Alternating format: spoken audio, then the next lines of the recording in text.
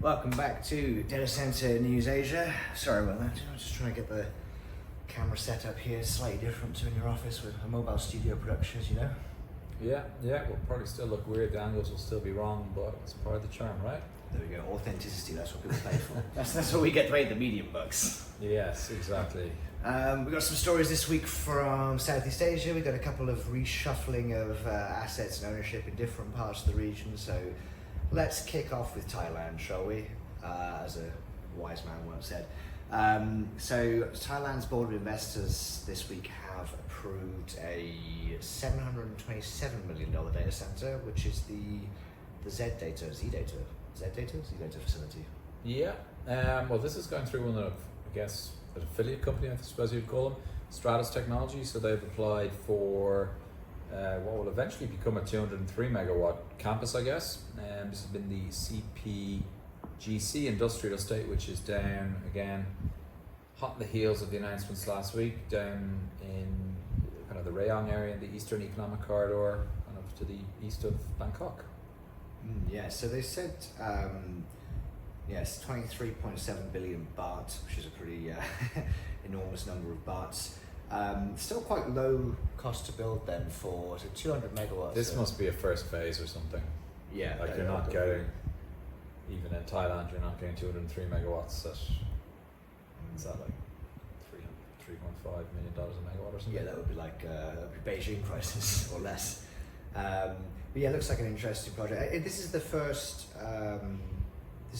one from this particular, because we talked about the Rayong data center, which is down the road, and then there's obviously a lot of interest from at least two of the Chinese hyperscalers in the Thai market. This is the first one we talked about from Z-Data, I think. Yeah, they're not necessarily a household name in this part of the world, but they've got pretty significant footprint up in China. I think they've got like 30 facilities, or they're aiming to have 30 facilities in China. Is there a date against that? No, just aiming to develop, but yeah, they already have a pretty substantial footprint. I think they've got about 1 gigawatt of capacity that's kind of live or at the ready to operate stage, and then they've got a pipeline of about 3 times that behind them. So yeah, pretty big player up in China, if not necessarily a household name in Southeast Asia yet. There you go, one to watch. That's some substantial, pretty big player with a gigawatt live. That's like, well, yeah, exactly right. Yeah. 2 of any normal data center in Asia. There's another one in Thailand this week, although this was pretty sparse on details, so I'm not sure if you've got more on it. But NT, which is the Thai National Telecom, announced a partnership with a local renewables firm called BCPG. Yeah, like basically no details on the actual data center. I looked up NT, they had like 8 megawatts across 4 or 5 facilities at the moment. Yeah, sub 10, yeah. So pretty standard sort of local telco kind of affair, I guess. Yeah, so obviously NT's DC footprint isn't particularly significant. BCPG, on the other hand, they've got over 1 gigawatt of renewable energy, and then about the same again in pipeline. I think the article may have the numbers. Does it have specifics?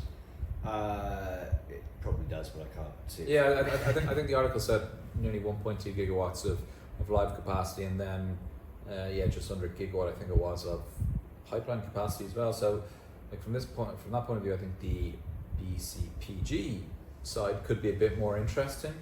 Like if they can bring that, and entity obviously know how to run a facility, even if it is a small telco style one. So yeah, one to keep an eye on, I would say.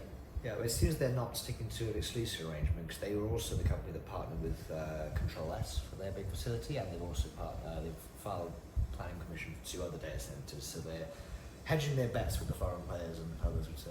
Yeah, well, who knows? Maybe, I don't know, hypothetically, maybe Control S were behind the deal somewhere as well. There you go, should I straight up. Congratulations to STT on the launch of their Tokyo building. So I think we've reported on this a couple of times. There's different milestones. They do take a while to go through in Japan, but it's now open. So we've got power switched on, and it's 32 megawatts is what's live now, right?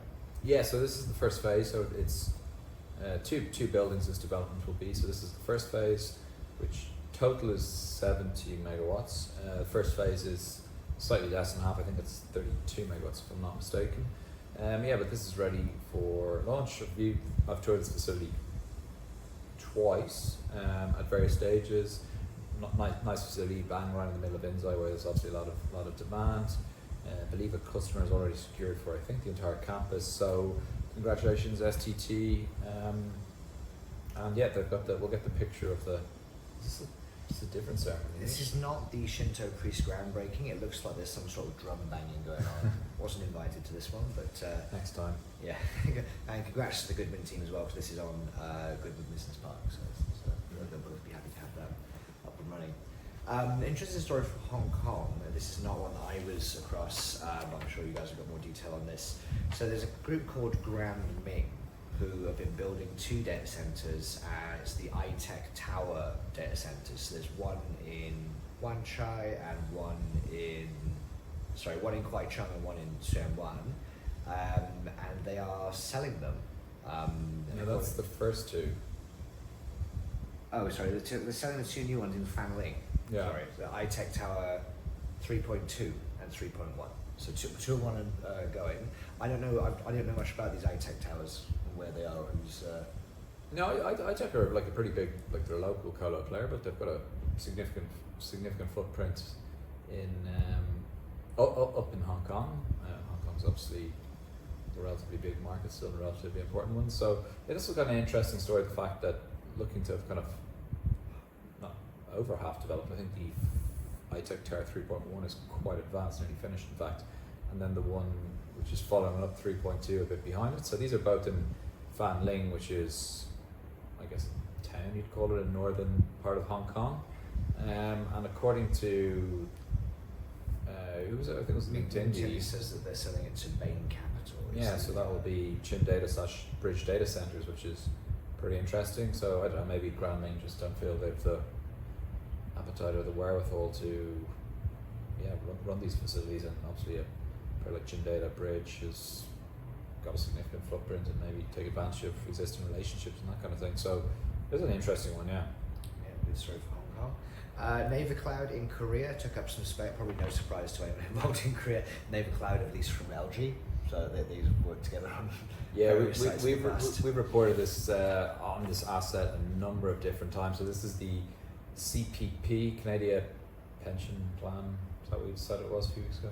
Yes, Canadian Pension Plan Investment Board. Yeah, and then Pacific Asset Management, and I think there's a couple of other smaller players involved in the financing of this. But this is the Jungjeon data center. And yeah, I think the first half has already gone to one of the other Korean players, if I'm not mistaken, or not the first half necessarily, but there has already been leasing at this, and this is, I think, basically the balance, or certainly a significant chunk of this facility as well. So yeah, NAVER, growing footprint, like they're more outside of Korea as well than I was I was aware of it, but I just, when you see it written down, they've got cloud regions in. NAVER has presence globally in Japan, Germany, Singapore, and the west coast of the US. Vietnam, Taiwan, and Thailand. So wasn't quite how big they were, but like a pretty significant lease. I was aware of this. I was told about this a couple of months ago actually, and rates and everything. But interested to see it in the public domain now. There's a story there about apparently NAVER looking to be a part of a 500 megawatt AI data center in Morocco. That's off-piste for a Korean cloud company.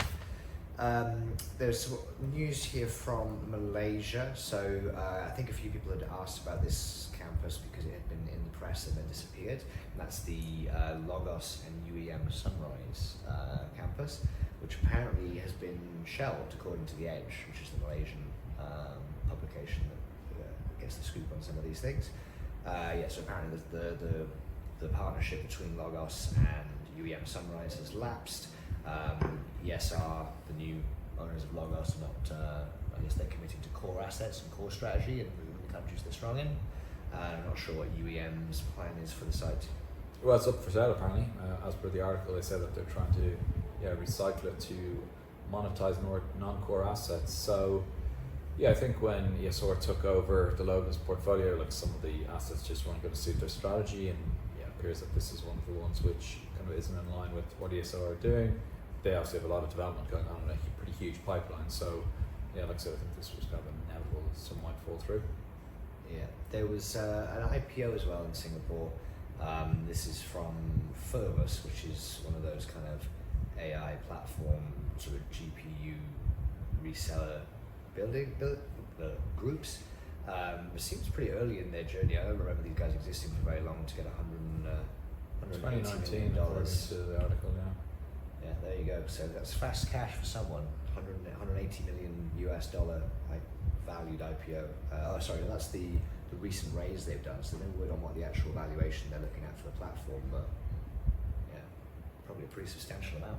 Yeah, they've got the test bed or the pod, I think they call it, in one of STT's facilities. The DEFI ones, if I'm not mistaken. No, but congratulations to them. It's amazing they've got this far, because we had a very productive phone call one time. They've never followed up on me, so. Cross you once. Yeah, well, exactly. They won't be on the list for next week's DC Byte gathering. Well, if you don't respond to my emails, you won't be now. Also, well, next week is Sejori week, so we are doing a couple of items with W Media. I don't think playing in the golf this year, but doing some participation both at the Singapore Cloud and the Johor Interconnect event. Yep. And then, of course, it is the annual DC Byte get together. If you don't already have your invites, then you got to drop them a message or something. Ask nicely.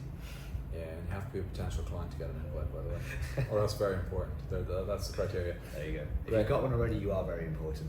Yeah. Happy Friday. Thanks, everyone. Bye.